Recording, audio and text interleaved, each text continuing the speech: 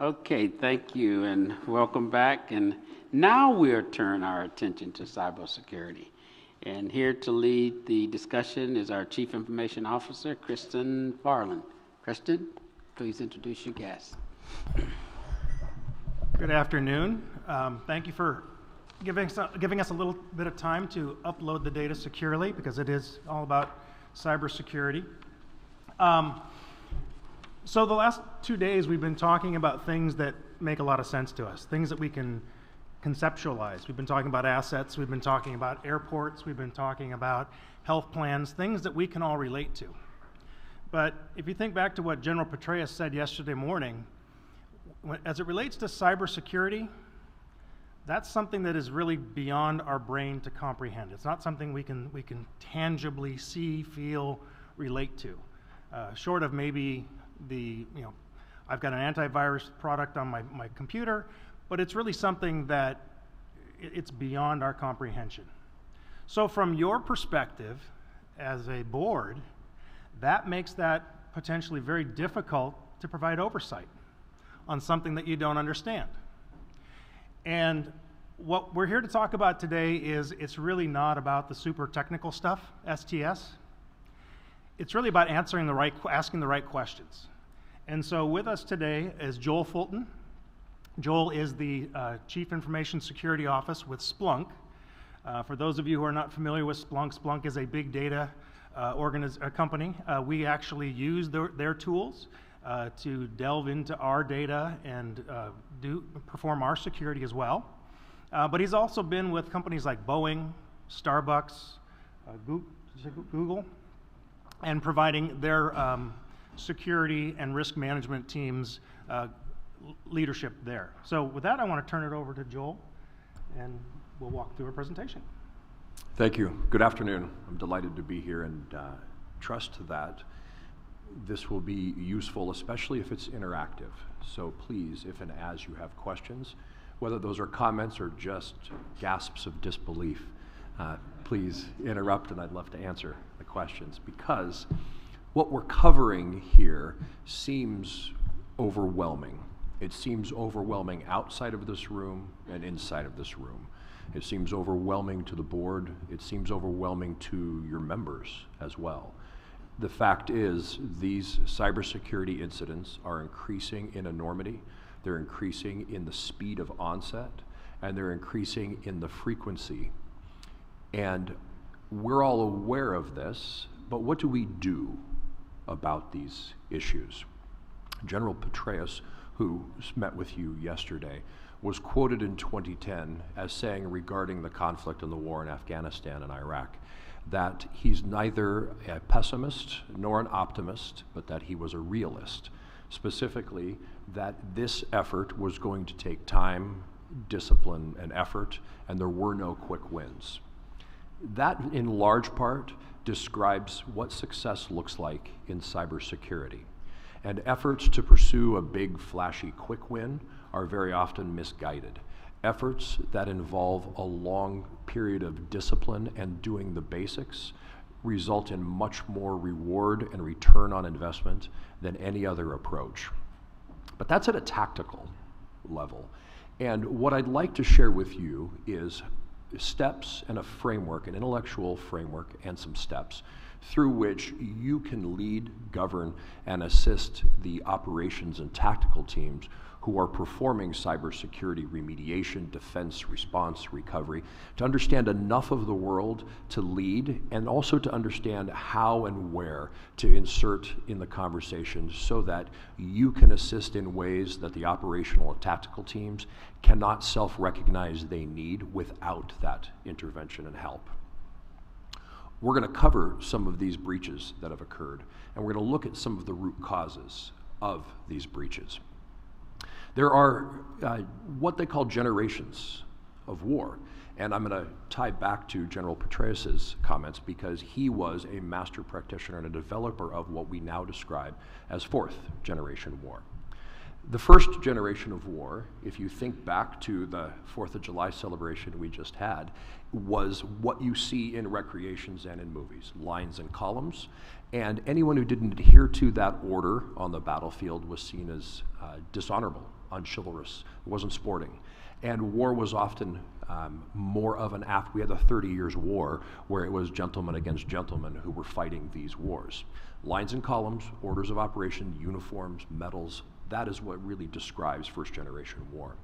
Second-generation war, when we had entrenchments and we had barbed wire across the field, and the duty to be successful in second generation was to impose order with rapidity on the disorder of the battlefield. The French led this second generation war.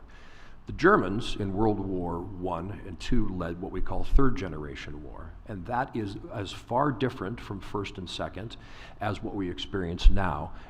And the third generation war was the fluidity by which the attacker would envelop the enemy. My question to you, if you can envision these 4 generations and what makes them remarkable, where do you stand with your cybersecurity? Is your cybersecurity lines and columns? Is it perimeters and firewalls and endpoint protection and a lot of rigidity about the way that we control this environment? Or at the other end of the extreme, is it a recognition that the enemy, the adversary, has a human face, but it also involves abruptions of availability, discontinuity of services, integrity issues of data? The approaches you take towards defending your assets need to be commensurate with your battlefield, with the situation and the environment that you're in. The teams that are engaged in operating and making the tactical steps here have to approach it in the same way, but this is what we see. These are a collection of comments, and the details of them will seem very familiar to you. You've heard people describe cybersecurity as like putting the wings on the airplane as it's going down the runway. You've learned that red teams or people that do penetration tests always succeed in their objectives. There's simply nothing we could do, but we learn lessons from them. You learn about advanced persistent threats, the APTs, and we're not going to get into the STS, any of the serious technical insights here, but those advanced persistent threats will wait for years. In one instance with which I'm particularly familiar, they waited for 5 years between attacks, waiting until we upgraded firmware on a router to get in. All of these things are true and really represent the face of cybersecurity. But what surprises people is how long this has been the case. This has been the case for 30 years or better. And in cybersecurity, to stereotype writ large, we aren't getting better. We do the same things that were done earlier and we get stuck in a rut. And we don't solve these problems. If we had, we would have new problems that we were addressing. We would say we have been able to address these other areas. And I want to describe to you what some of those problems are, and I want to ask you for your help for Christian and his team in 3 specific ways. I'm going to talk about what's called the wisdom of crowds, as well as a recognition heuristic. And the most important piece that I'll end with is falsification and verification. I'm going to give you some tools, and these tools will be useful in upcoming sessions perhaps when details about cybersecurity are laid out. There's a very common thing that I've experienced, and it's very natural, and that is there are people recognized as particular experts in this area on your board. And the general consensus will often be in a group dynamic. Well, I'm going to wait for Christian to ask the question. And if he doesn't, maybe it wasn't a good question. But I want to show you good questions that experienced people can't ask, don't know to ask. Over the last 30 years, when we've had these same common problems, we've seen incidents that should have told us, should have given us the feedback that our tactics, operations, and strategy are failing. They are incoherent. We're not making marked improvement. We've had Buckshot Yankee. This was back in the early 90s, where USB drives were dropped around military institutions to see whether or not they'd be picked up and plugged in. Does that sound like something that would happen today to test your information security training or your endpoint security? Then, as now, those attacks are successful. We had differing approaches to attacks from the outside. Georgia and Estonia Both were subject to cyber attacks attributed to Russia. Their different responses to those attacks should have pointed us to a better way to solve common cybersecurity problems. Specifically, Georgia was so overwhelmed they were prevented from calling for help. Estonia, and these were contemporaneous, Estonia had their own access to the egress point and were able to shut off the attack and call for help through alternate means. Have we learned that lesson? Well, we haven't. There was the Twitter outage 2 days ago. There's a Facebook outage that happened 3 weeks ago. Why don't we learn these lessons? And I'll posit a solution and a root cause for why we don't learn these lessons. And I'm going to ask you for some help. So, tactics and strategy are one way of looking at how we approach solving these problems, but the interoperation of the two is crucial. And I'm going to give you 3 sets of tools. I'm going to give you 3 warning things to look out for. And then I'm going to walk you through how to use this in a real example so that you can get hold of the difference between how do I get my hands on and govern an area that seems confusing without boundaries and perhaps arbitrary. What are the key movers and what are the key questions I can ask and have answered? This gentleman should look familiar to you owing to the function of CalPERS. This is the gentleman who Warren Buffett describes as his brain. This is Charlie Munger. And Charlie Munger reveals how he is good at what he does. And during our lunch conversation, I learned there's a great deal of similarity between what General Petraeus described as his background. But Charlie Munger, in his book, Charlie's Almanac and Models of My Mind and Others, he lays out where he grabs models and frameworks and tools to solve problems from fields unrelated to finance. In his book, he lays out the lessons he learns from biology and chemistry and civilizational studies and geometry, and summarizing that tools that are effective in his chosen field of expertise, finance and investment, are available at a more ready and lower shelf in these other areas of discipline than when pursued through finance. He's not the only one. You heard yesterday about General Petraeus' approach to seeking education outside of the path, classical studies. There's a third witness to this. You may not be familiar with this person. This is John von Neumann. He is the reason we have the computer processing architecture that we do. He was a Hungarian immigrant, worked on the Manhattan Project, was one of the fathers of the atomic bomb. His teachers through college described seeing 2 types of students. There was John von Neumann, and there was everybody else. And what he did differently was what I avoided doing in school. In math textbooks, there's a dog-eared place in that book, and you all know what it is. It's where the formulas are. Because when I need to calculate the volume of a sphere, I don't need to remember or don't want to remember, was it 4/3 pi r cubed, or was it? I flip to the back and I find the volume of a sphere. He did the opposite. He memorized the formulas in the back of the book, stating that by so doing, any problem that had a solution embedded in a formula would take no time for him to solve it. Therefore, he could focus his time on pure math and on learning the next, and he did, in fact, advance pure math greater than anyone in the 19th century. So what do we do about this to take these tools from outside of our own experience and frame of reference and bring them here and make them applicable here? I'm going to talk about one tool and its enemy. And those are what's called the recognition heuristic and the other side of that twin-sided sword, focal inattention. And the reason that I'm going to share this with you is you know more about what you need to know about cybersecurity than you recognize that you know. And the fact that you don't recognize that you know it typically prevents a person from using it. It's that dynamic I described earlier that is, well, the person that I believe knows the most about cybersecurity didn't bring it up. So I'm going to let that rest. I'm going to let it ride. But I want to show you a way to ask some of these questions, but I want to prove to you the value that exists here. So a test was done in the 1990s, in the early 1990s, with students at the University of California and students at the University of Stuttgart. In these tests, they were asked several kinds of questions, but among those questions, and the easiest to grasp, were, give me by rank order the size of cities by population.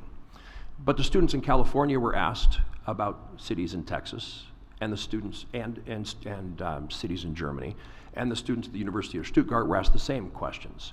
And their answers were the opposite of what you would expect. When asked which city has the larger population, San Antonio or Houston, students at the University of California struggled with the answer. About 61% of them got the right answer.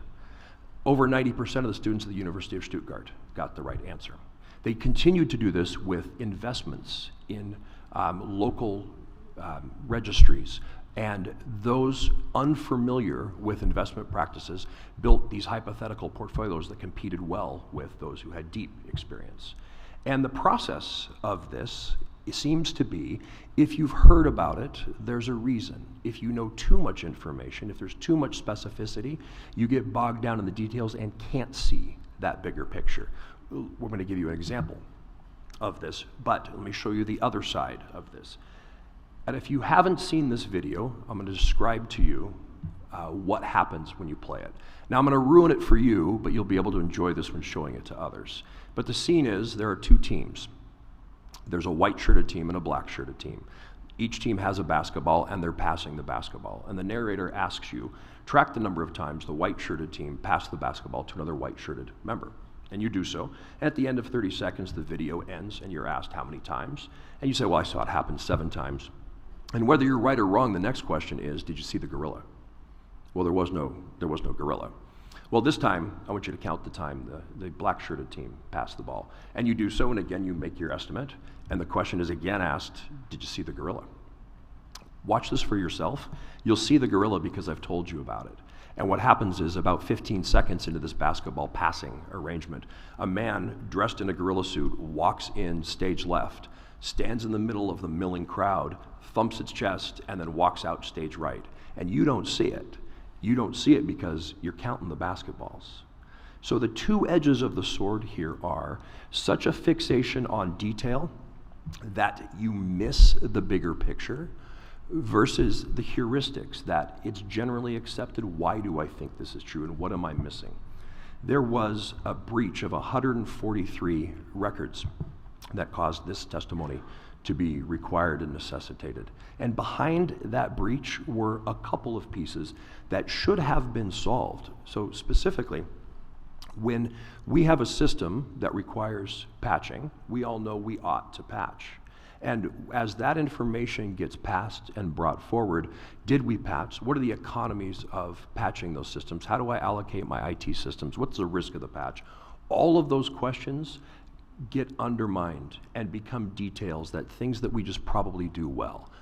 Asking questions about the basics, things I assume that we do well, but demonstrate for me how do we, are a very necessary piece of governance that helps elucidate what are the things that might be in my blind spot, what are the things that might be overlooked through this process. On the other hand, the weakness is focal inattention, fixation on one particular object that negates any other evidence arising. So in this particular ecosystem, we had a 6-week-old patch that was the proximate cause of the breach. But that 6-month-old patch, a 6-week-old patch, had been in a system that was secured by a security system that had been down for 17 months. That 17-month down system was in an ecosystem where the back end was 20 years old and had been deprecated by the software provider. And so if the lesson that the teams learn is, I need to patch faster, you're really missing the big picture. You know where you have deprecated systems. You know where you have old code. And it's not just okay, but the continuation of asking questions, how does this rank in the risk portfolio that I am agreeing to maintain, are questions that the team can't ask themselves, but it needs to be part of a conversation. The lesson that should be learned from this incident is not the absence of a 6-week-old patch. The lesson that ought to be learned from this incident is, how do we have a 20-year-old system that's been deprecated? How do we miss having almost a year and a half of not having security monitoring? And then in order, what's our patch and maintenance cycle about? Those questions your team can't ask themselves. So the second piece we're going to talk about here is the wisdom of crowds, as well as recency bias, or there's another fallacial argument that's called post hoc ergo propter hoc. This is the breakfast causes lunch because lunch followed breakfast problem. The wisdom of crowds, if I bring this up and you immediately think of Jay Leno's interviews on the streets, you think wisdom of crowds means picking a better crowd. But the wisdom of crowds is statistically applicable, and I want to show you how to use it here. What is the wisdom of crowds, other than crowds in general seem to be wise, which is probably not the lesson you should learn from that. It is this, and this is where it was coined and invented. In 1906, an 85-year-old mathematician named Sir Francis Galton was at the West of England Fat Stock and Poultry Fair. And at this fair, they had a steer that was to be butchered, and attendees of the fair would bid for the butchered weight of the dressed steer.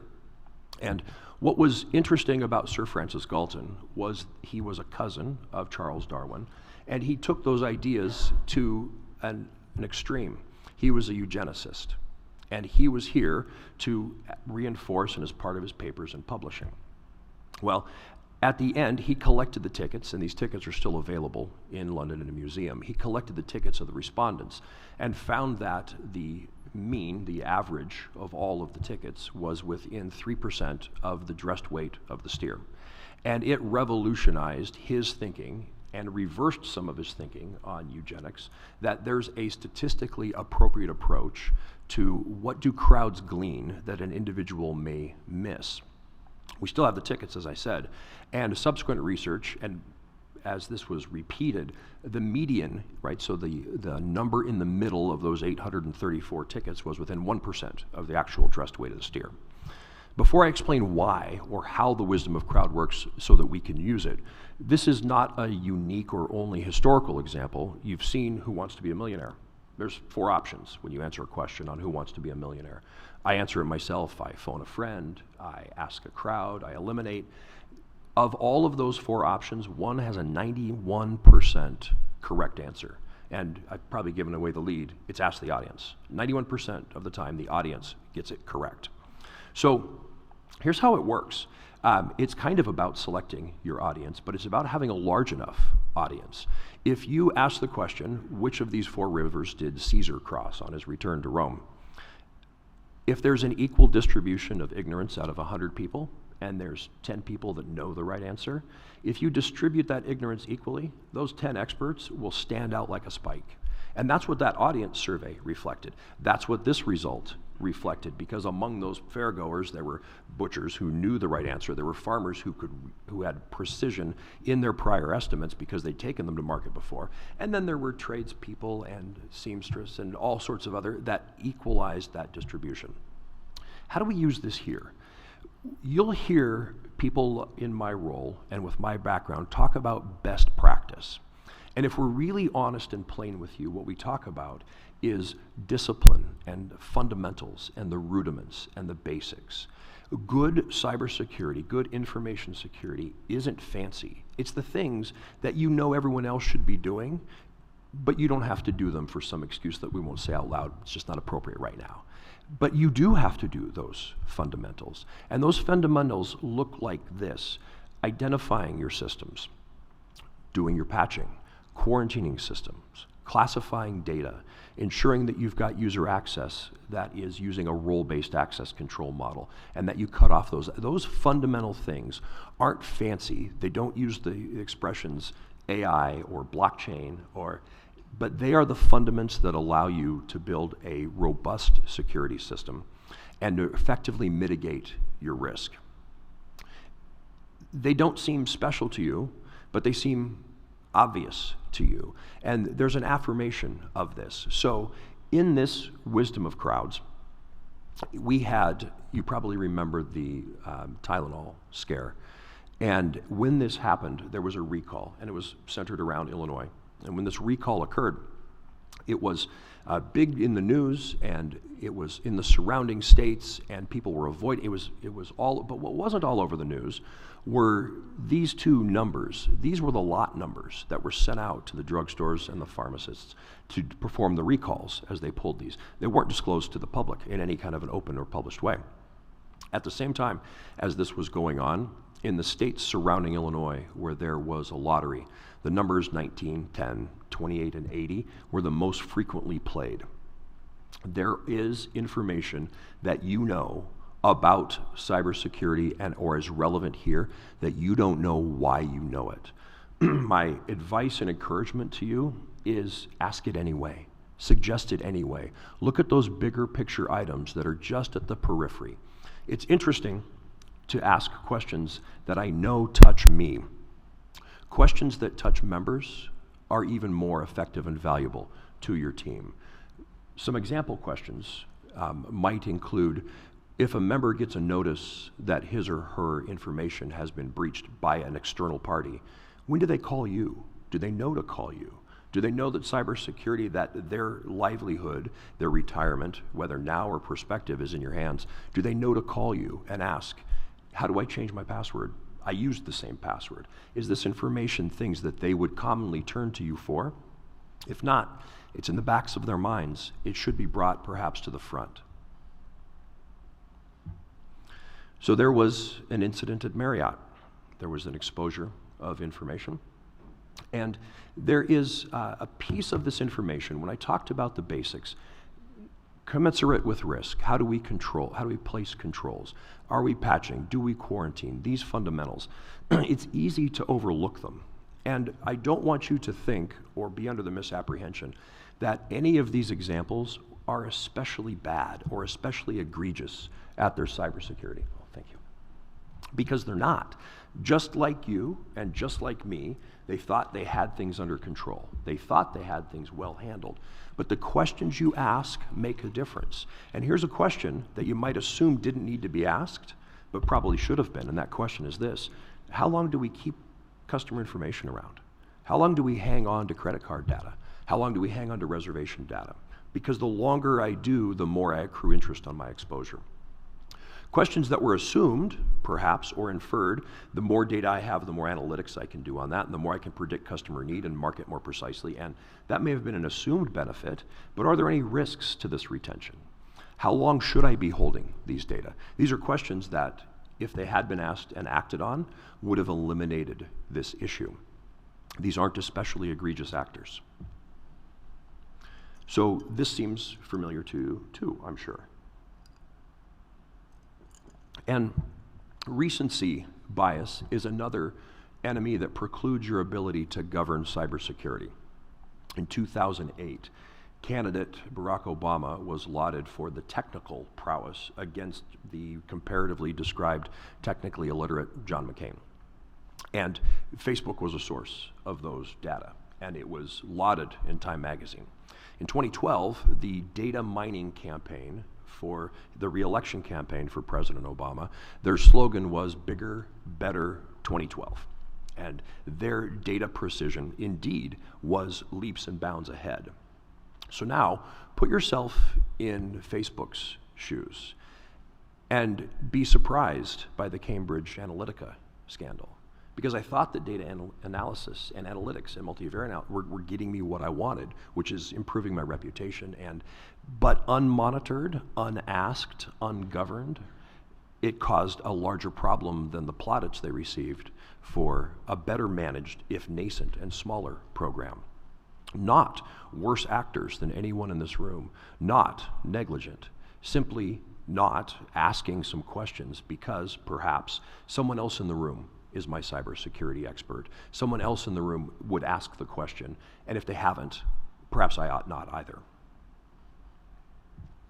So I'm going to get to what I think is the most important thing I can give you, and then we're going to put it into practice. So we've talked about the recognition heuristic. That is, you have more than you know, and a reticence to use it is withholding benefit to your information security and your information team.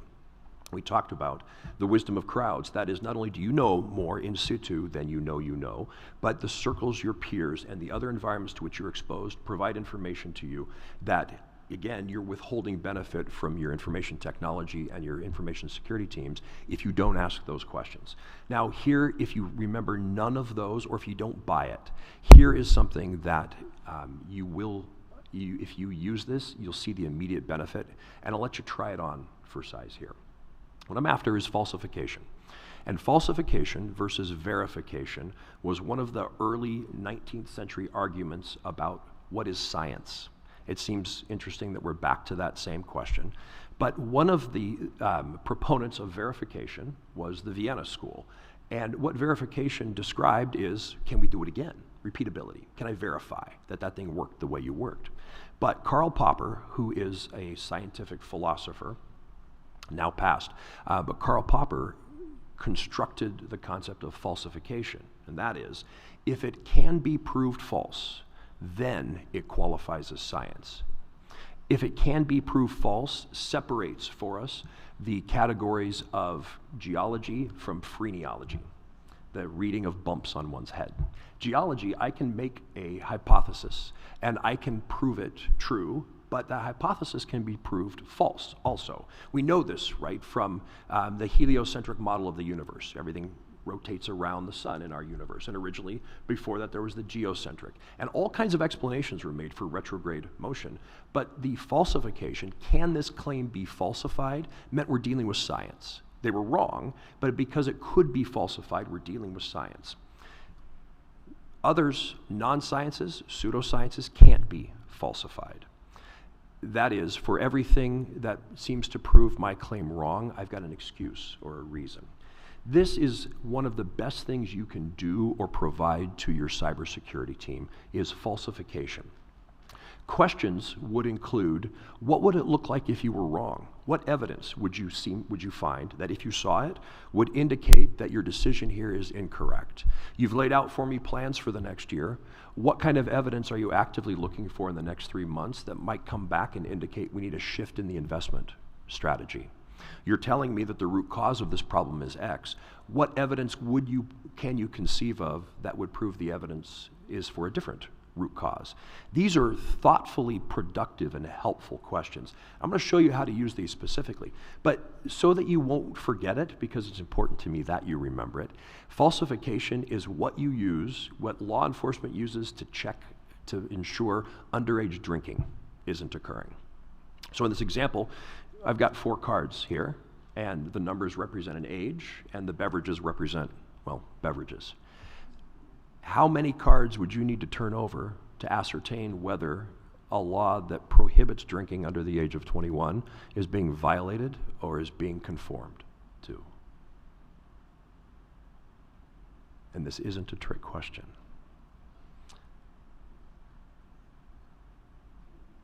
Two. I heard somebody say 2.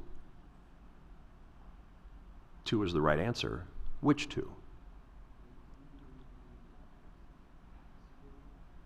So the 2 cards you need to turn over are the 18 and the beer. Why don't you need to turn over the 35? Because at the age of 35, I don't care what he or she are drinking. I'm verifying, perhaps, that the person over the age of 35 is.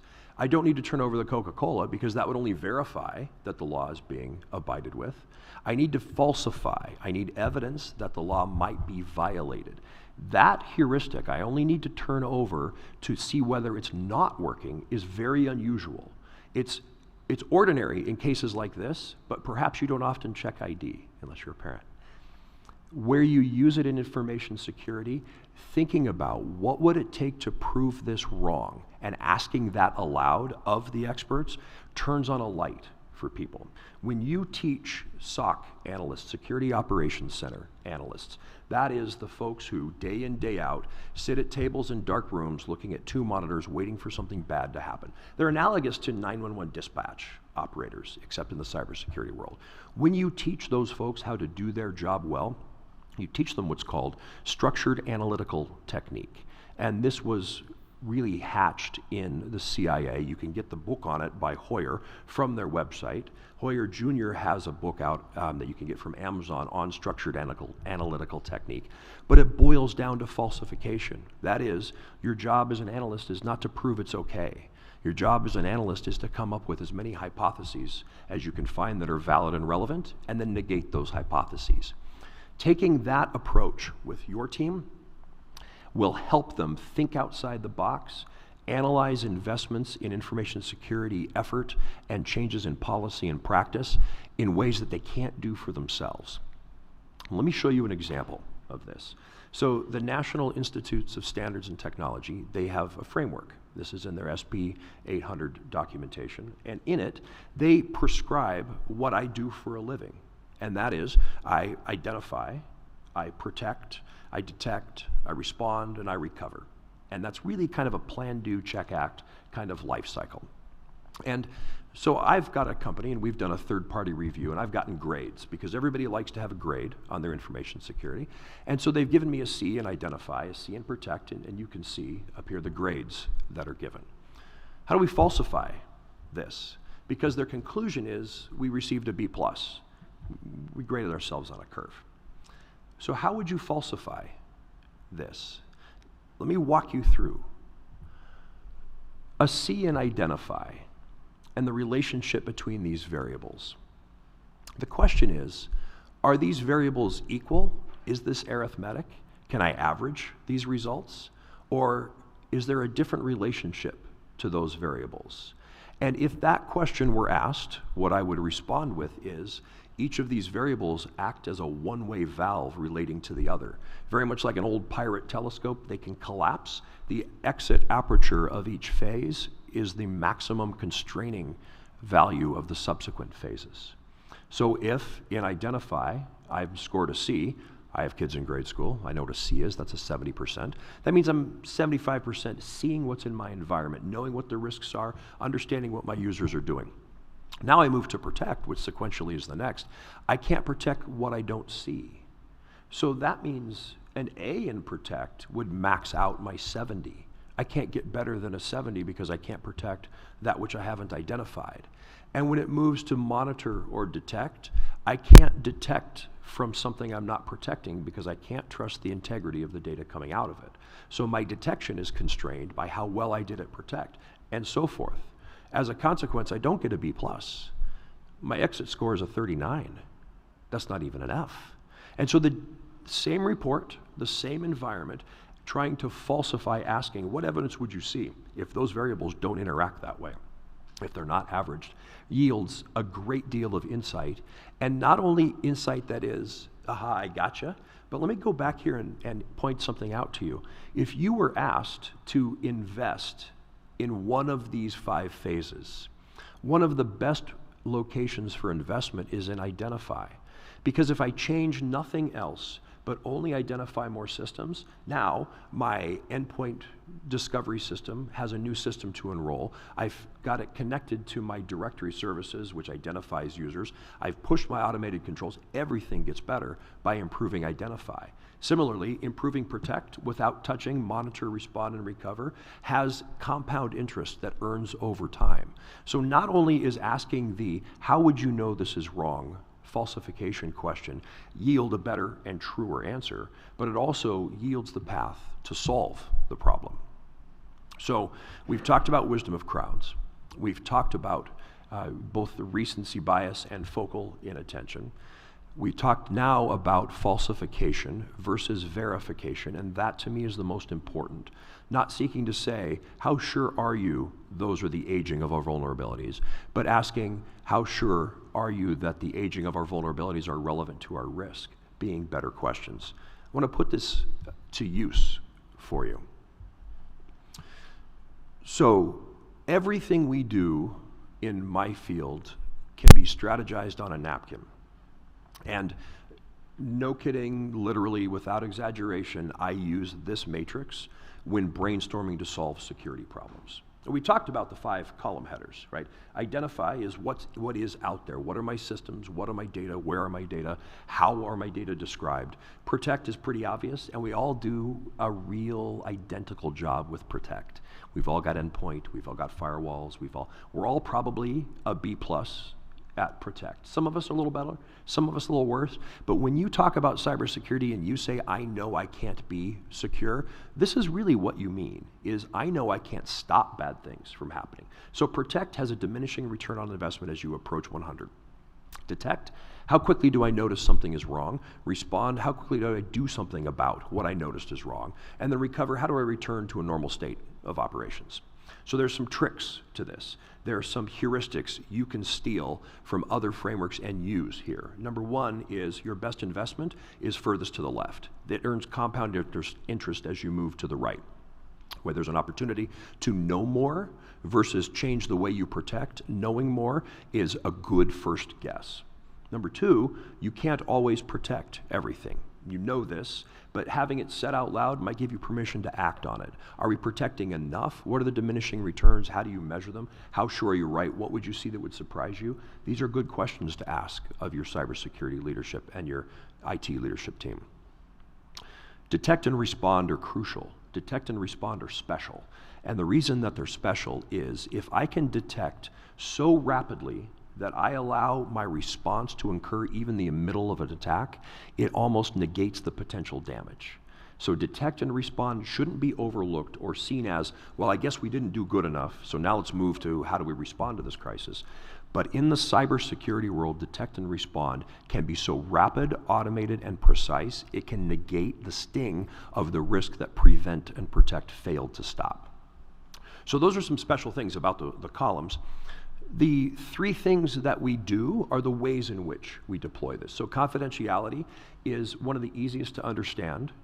It is, do the right people have access to the information they ought for the period of time that they ought? But confidentiality is the hardest to prevent. How do you know when your confidentiality has been breached?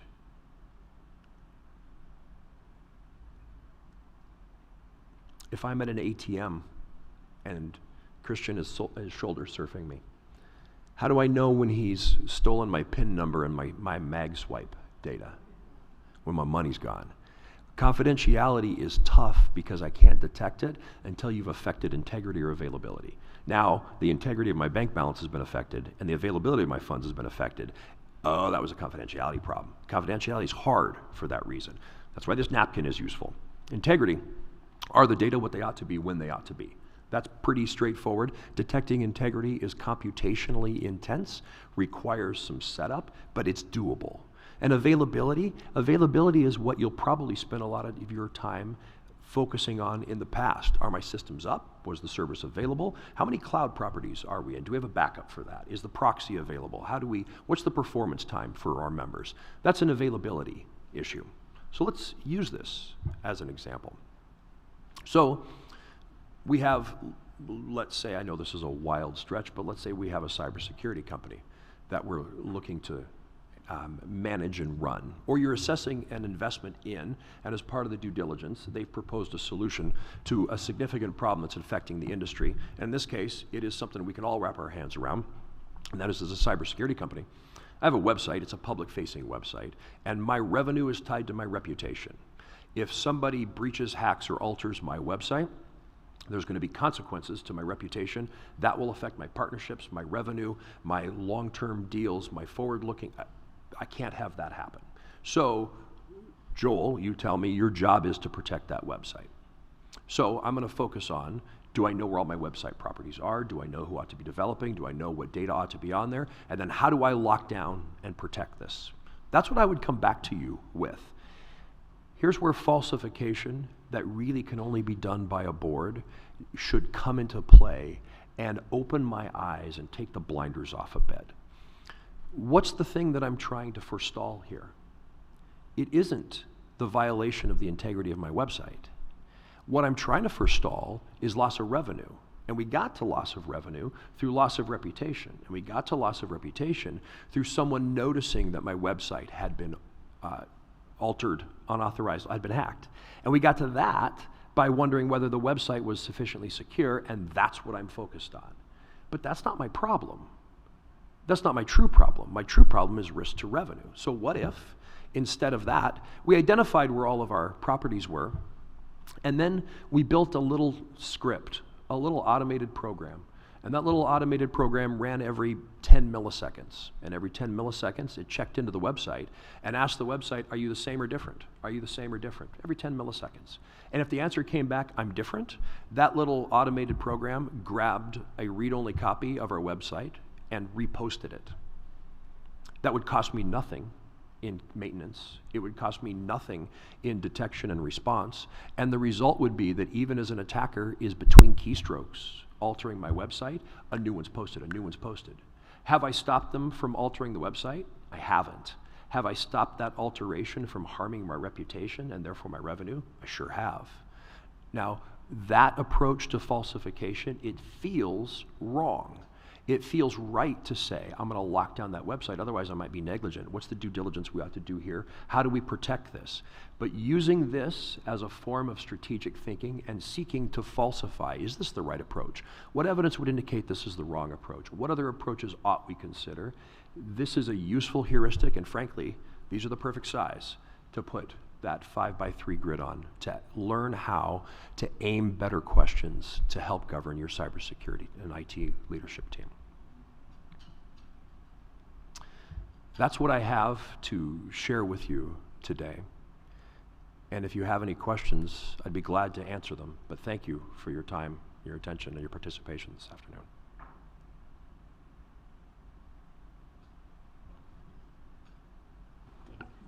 David? Yeah, just in general, the pace at which this kind of onslaught of threats and challenges and the kind of vigilance we have to have seems to continue to accelerate, whether it be how many times it seems like my smartphone is spying on me and putting things that I talked about in my feed, to how many times people get a friend request that I didn't send them. And, but in terms of our roles here, are there specific areas that we should really be hyper vigilant on in terms of our devices, in terms of correspondence, or anything that where we should really be on just the routine emails? So in terms of your personal interaction and the professional conduct of the board, is that the, so there's, my smartphone is a synecdoche for Christian's environment. That is, I have confidential information, banking information, member and login information, personal photos, work information. All of this is commingled on that phone. And one of the reasons it is so tangibly frightening when your phone is sending friend requests, or Siri hasn't been demonstrated to do this, but Alexa is sharing, or the Google Voice assistant is sharing information, is because your data are commingled. And one of the efforts tying together that personal experience and extrapolating into the larger environment, I think, is key, useful, and pertinent.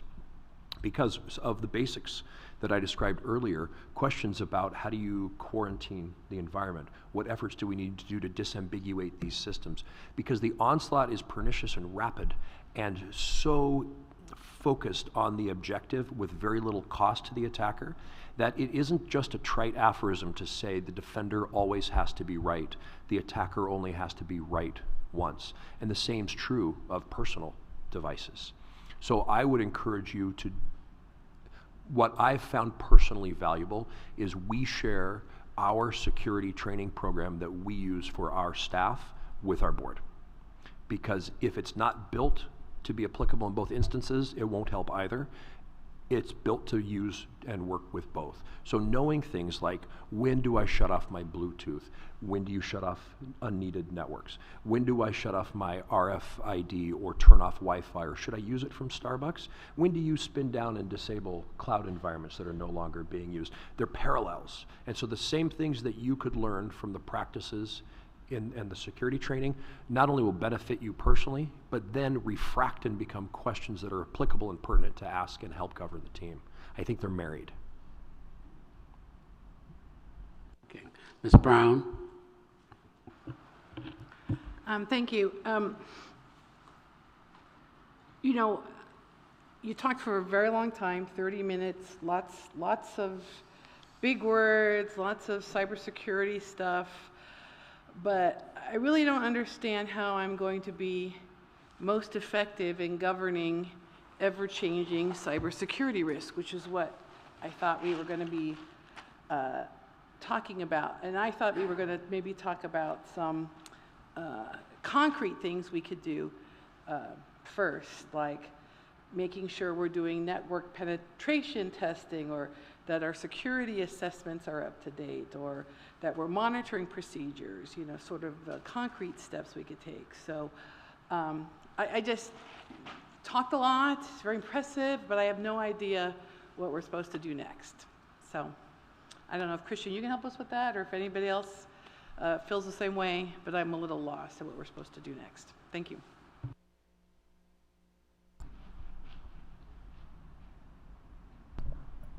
So one of the things that this leads into is, for those of you who are new to the board, we twice a year meet in closed session and we brief you on what we are doing from a security perspective. And that's really the opportunity for you to ask us those hard questions. What are we doing on penetration testing? Where are we with our security assessments? What does that score look like? And that's one of the things I'm looking forward to. One of those upcoming is next month. And what I'm really hoping is that that's the time and opportunity for you to ask me those hard questions that you're bringing up right now. How to falsify. Ask me why I'm, you know, how can I prove this wrong? Why do you know you're going the right direction? How do you know you're not going the wrong direction? And I need help with what are the hard questions I'm supposed to ask you. I mean, I know some, but I don't know what are the hard questions we're supposed to. I mean, we're here to oversee, but hopefully you'll tell us. You're asking the hard questions of yourself and your staff. It's sort of like know yourself, right? You're asking the hard questions, and then you're telling us what are your challenges and what went well and what did not go well. At least that's all I can think I can do, because I'm not a cybersecurity expert at all. And I do shut off my phone all the time, David. I never leave my Bluetooth on. Ms. Middleton? Thank you. And I think I've read one too many espionage novels and have come to the conclusion that a sophisticated hacker can get into anyone's emails and any other place that we are trying to be secure.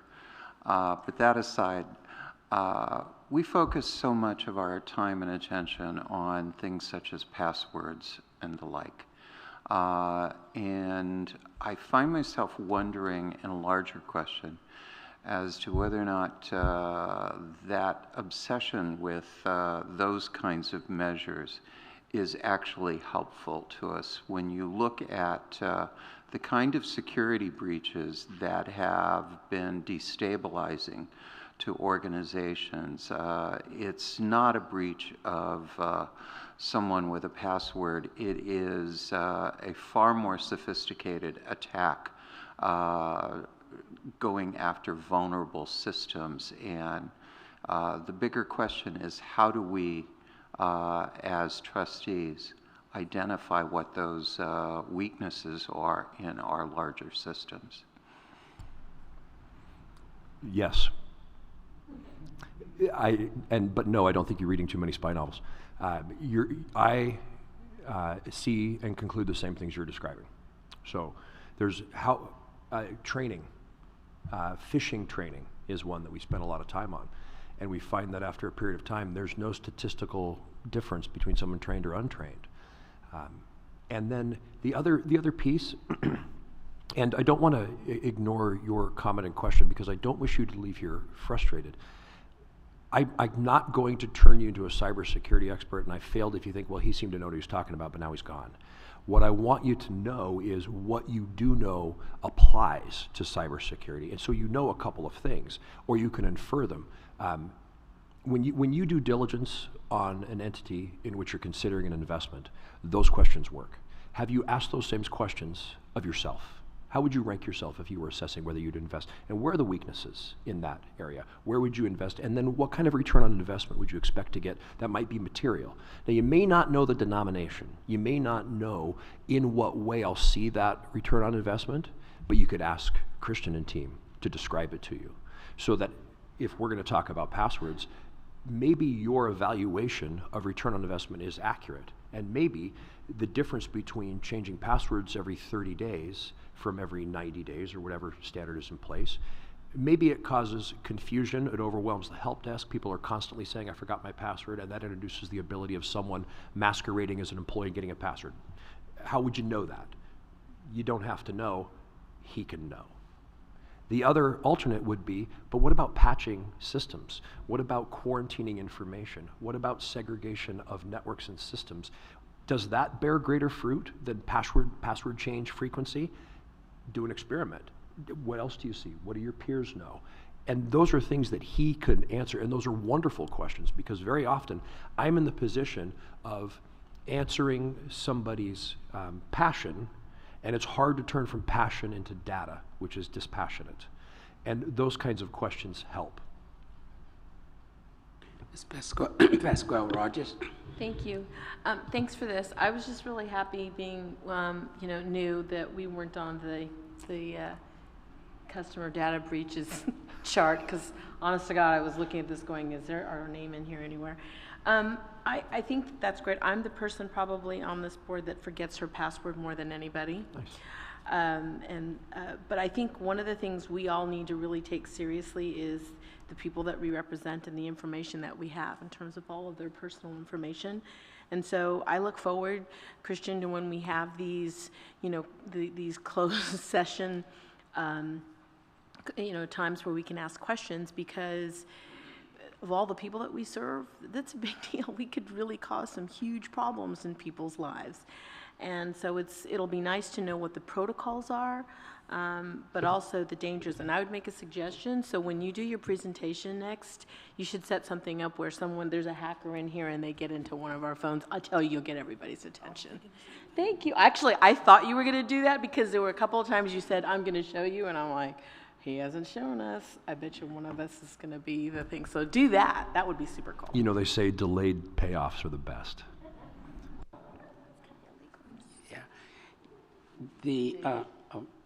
Okay, I'll call on you in a minute. You made a comment earlier about dealing with these issues and problems of looking at diminishing returns in terms of what you throw at a problem, resources you throw at a problem. We have 1.9 million members. We have a fund of $370 billion. So how do you assess when you feel that you've thrown enough resources at a problem where you back off? I mean, we don't want one person out of 1.9 million to be exposed. So to us, we got to keep throwing resources to protect 1.9 million people. So how do you make that kind of judgment? Can I suggest you ask that at your next closed session of Christian?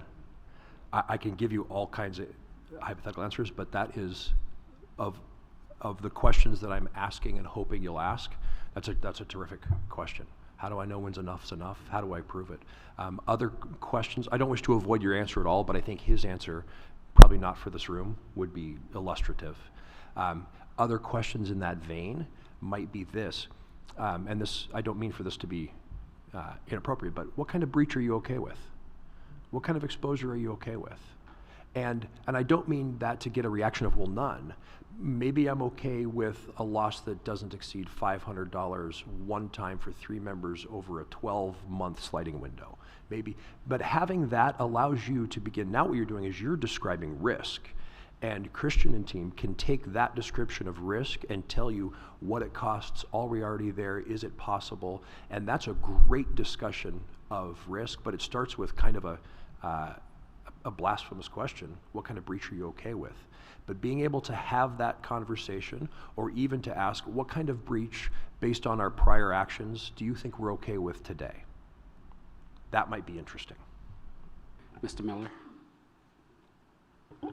Actually, I think your comments just now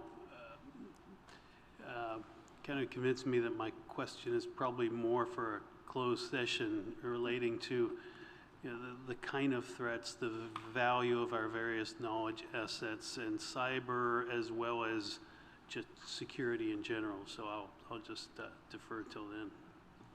Mr. Perez? Thank you. I missed part of it, walking in a wee bit late, so you may have addressed it.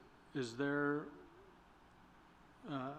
added security with biometrics retinal scan and thumbprint and?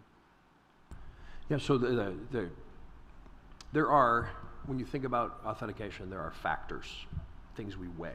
So if I log into my phone, it's got one factor, that is the PIN that I enter. Anybody can use that PIN. As you get more scrutiny, more stringency required, you add a second factor. So now I want a username and a password.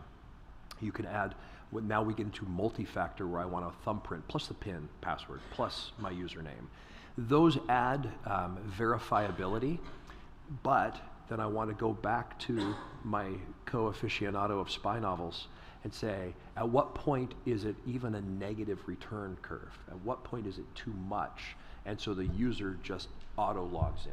We've seen, when you increase the frequency of password changes, users who are technically savvy will write a script that will change their password 8 times so that they get their original password again. And yep, I've abided by your thing and I went through that and I'm back to, the net result is I've got a password that's now vulnerable. So weighing those two things is really important. The other piece is user acceptance of them. So working with the user population that would then use the biometrics, there's lots of questions and the answers differ about what do you have that's personally identifiable about me? What happens if those data are released, et cetera. So they're valuable, there's context that's required for them, but they're not a panacea.